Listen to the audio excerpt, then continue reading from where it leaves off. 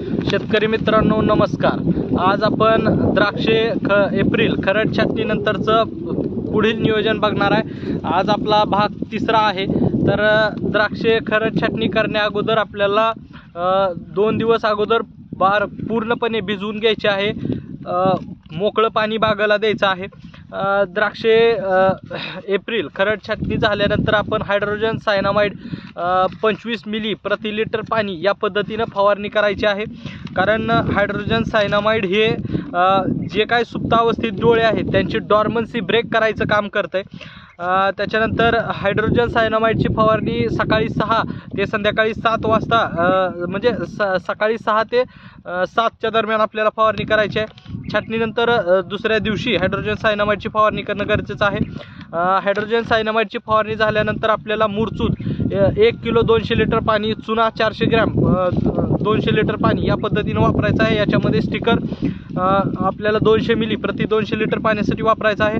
म्हणजे आपल्या छाटणी झाल्यानंतर ज्या काय बागेवर आपल्या जखमा होणार आहेत तर ज्या जखमांमुळे बुरशी या रोगाचा प्रादुर्भाव त्या ठिकाणी होतो, याच्यामुळे आपल्याला बोर्डोची फवारणी करणं गरजेचं आहे।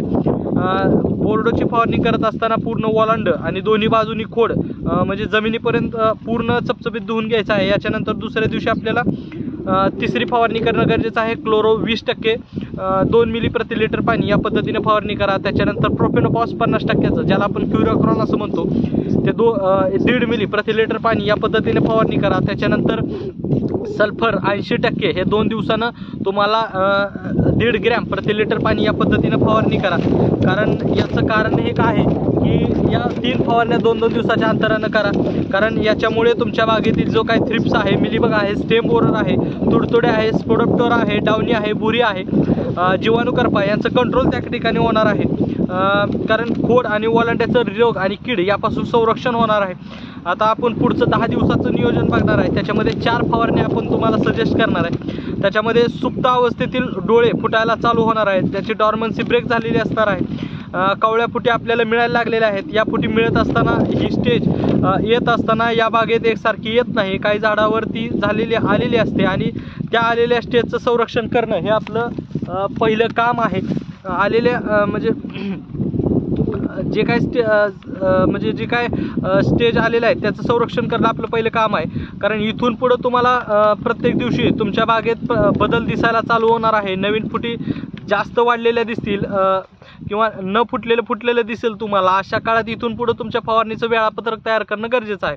आता हे फवारणीचं वेळापत्रक करत असताना या स्टेजला जी फवारणी घेणार आहे त्यामध्ये तुम्ही एखादं हलकट कीटकनाशक घेऊ शकता, जसं की लान्सर गोल्ड आहे UPL कंपनीचं।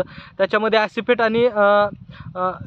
आणि इमिडा हे दाणे पावडर फॉर्ममध्ये आहे। ते 1 ग्रॅम प्रति लिटर पाणी या पद्धतीनं तुम्ही फवारणी करायची आहे। त्याच्यामुळे तुमच्या बागेतील कीड नियोजन होणार आहे। त्याच्यामध्ये उडद्या असेल, मिलीबग असेल, थ्रिप्स असेल याचं संपूर्ण नायनाट त्या ठिकाणी होणार आहे आणि किडीपासून संरक्षण होणार आहे। याच्यामध्ये तुम्हाला Z78 किंवा अँट्राकॉल बुरशीनाशक 1 ग्रॅम प्रति लिटर पाणी या पद्धतीनं त्याच्यामध्ये तुम्हाला ते वापरायचं आहे। त्याच्यानंतर आता ही फवारणी घेतल्यानंतर ह्या फवारणीच्या माध्यमातून पुढील 3 दिवसानंतर ह्या फुटी तुम्हाला अधिक जोमदारपणे बाहेर पडतील। या काळात ह्या फुटी एक वेळी बाहेर पडण्यासाठी ताकदीची गरज असते। या ताकदीसाठी आपल्याला ड्रिपमधून अन्नद्रव्य देणं गरजेचं आहे। याच्यामध्ये तुम्ही 13-13 4 ते 5 किलो एकरी, याच्यामध्ये चिलेटेड कॉम्बी 500 ग्रॅम आणि सीवीड ज्याचं 500 मिली या पद्धतीनं तुम्ही हे तिन्हीचं कॉम्बिनेशन करून ड्रिपनी एकरी तुम्हाला या पद्धतीनं द्यायचं आहे। त्याच्यानंतर एप्रिल छाटणीमध्ये यशाची गुरुकिल्ली ही आहे की तुमची बाग एकसारखी फुटणं आणि तिच्या स्टेजेस एकसारखे येणं हे अत्यंत गरजेचं आहे मित्रांनो। आणि शेतकरी मित्रांनो, आपण पाठीमागील 4 ते 5 वर्षापासून असं पाहतोय की 30 काड्यामधील 20 काड्यांना माल असतो आणि 10 काड्यांना अजिबात माल नसतो। याचं कारण आहे की तुमच्या स्टेज मागं पुढं होणं आणि घेतल्या जाणाऱ्या फवारण्या सुद्धा मागं पुढं होतात। या योग्य स्टेजमध्ये फवारणी न गेल्यामुळं त्या काडीचं घर निर्मिती होत नाही आणि हे टाळायचं असेल तर तुमची बाग एकसमान फुटली पाहिजे। या पुढील म्हणजे फवारण्या स्पेशल कीटकनाशकाची म्हणजे गरज आहे। हलकं कीटकनाशक, स्वस्त कीटकनाशक टाळायचं आहे आता, कारण नवीन फुटी जोमदार वाढत नाहीत, त्याच्यामुळे रोग आणि किडींचा प्रादुर्भाव त्या ठिकाणी होतो, तुमची पानं आकसली जात आहेत. ह्याच्यासाठी तुम्हाला BSFचं एक्सपोनस हे वापरायचं आहे किंवा डेलिकेट एकरी तुम्हाला त्या ठिकाणी 100 मिली, त्याच्यामध्ये तुम्हाला नीम ऑइल 1 मिली प्रति लिटर पाणी या पद्धतीने वापरायचं आहे. याच्यानंतर आता ह्या फवारणीनंतर तुमची बाग 20 ते 22 दिवसादरम्यान येणार आहे. या दिवसादरम्यान तुमच्या काड्यामध्ये 3 पान, 4 पान, 5 पान अशा अवस्थेत असतील. मित्रांनो, ही अवस्था सगळीकडे एकसारखी असणार नाही, पण काही झाडावर, काही काड्यावर ही अवस्था नक्की आहे. आणि ह्या अवस्थेत जे औषध पाहिजे ते मिळणं गरजेचं आहे. बऱ्याच शेतकऱ्यांचं होतंय की अजून पाहिजे तेवढी फूट दिसत नसल्यामुळं ती काय शेतकरी म्हणतात की बाबा अजून स्टेज ती दिसत नाही, म्हणून 1 दिवस 2 दिवस आपण फूट आल्यानंतर आपण ती फवारणी करूया. तर ह्या त्यांचं चुकीचं आहे. तुम्ही फवारणी लांबवायची नाही, वेळेवर फवारणी करायची आहे. जसं असेल म्हणजे जी काय अवस्था असेल तुमच्या बागेमध्ये तसं त्याला तुम्ही औषध देणं गरजेचं आहे. तुमची म्हणजे 4 पान 5 पान अवस्था असेल त्यावेळी तुमच्या बागेला, तुमच्या फुटीला सगळ्यात महत्त्वाची गरज आहे त्यावेळेस तुमच्या म्हणजे जी काय काडीतलं सायटोकायनिन लेवल तुम्हाला वाढवणं म्हणजे गरजेचं आहे. आणि सायटोकायनिनची लेवल वाढवण्यासाठी जे शेतकरी लोकल मार्केटिंग म्हणजे देशांतर्गत मार्केटिंग करतायत ते लिओसिनचा वापर करतायत. तर हे लोकल मार्केटिंगसाठी आहे. जे देशांतर्गत म्हणजे आपल्या भारत देशामध्ये मार्केटिंग करतायत त्याला लिओसिन चालतं. तुम्ही एक्सपोर्ट करत असाल तर लिओसिनचा वापर चलत नाही. तर देशांतर्गत म्हणजे लोकलला मार्केटिंग करत असताना तुम्ही लिओसिनचा वापर करू शकता. याच्यामुळे होणार आहे काय की सायटोकायनिन लेवल वाढणार आहे, काडीतील पेऱ्यातील अंतर कमी होणार आहे. मित्रांनो, तुमच्या फुटी सक्षम असणं, तुमच्या फुटीला जाडी असणं आणि तुमच्या पेऱ्यातील अंतर कमी असणं हे तुमच्या म्हणजे तुमच्या डोळ्यांची साईज चांगली असणं हे तुमच्या म्हणजे हे शाश्वती आहे की तुमच्या बाबा वेलीला घड पडणार, माल येणार.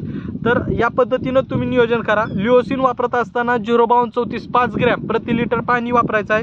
त्याच्यामध्ये चिलेटेड झिंक 1 ग्रॅम प्रति लिटर पाणी 1 ग्रॅम प्रति लिटर पाणी वापरायचं आहे. हे झालं लोकलसाठी. आणि एक्सपोर्टसाठी जर तुम्ही करत असाल तर याच्यामध्ये झोल फॉर्म्युलेशनमधले बुरशीनाशक वापरतायत ज्याच्यामध्ये पेऱ्यातील अंतर कमी होतं. झोल फॉर्म्युलेशनमधले बुरशीनाशक वापरल्यामुळे याच्यामध्ये येतं जसं की कॉन्टाप आहे टाटा कंपनीचं आणि स्कोअर आहे सिजंटा कंपनीचं. हे सुद्धा तुम्ही एक्सपोर्टवाले वापरू शकता. याच्यामध्ये 05234 आणि चिलेटेड झिंक तुम्ही वापरू शकता. आणि सोलोमन हे कीटकनाशक तुमच्या किडींसाठी जसं थ्रिप्स असेल, मिलीबग असेल, बरेच स्टेम बोरर असेल याच्यासाठी थ्रिप्स असेल याच्यासाठी तुम्ही सोलोमन हे कीटकनाशक वापरू शकता. या पद्धतीनं तुम्ही नियोजन करा. अजून जे काय पुढचे दिवस येतील तसं मी त्या पद्धतीनं त्यावेळेस तुम्हाला ते व्हिडिओमध्ये सांगणार आहे. तर सदर व्हिडिओ तुम्हाला आवडला असेल तर नक्की आमच्या व्हिडिओला लाईक, शेअर, सबस्क्राईब करा. धन्यवाद.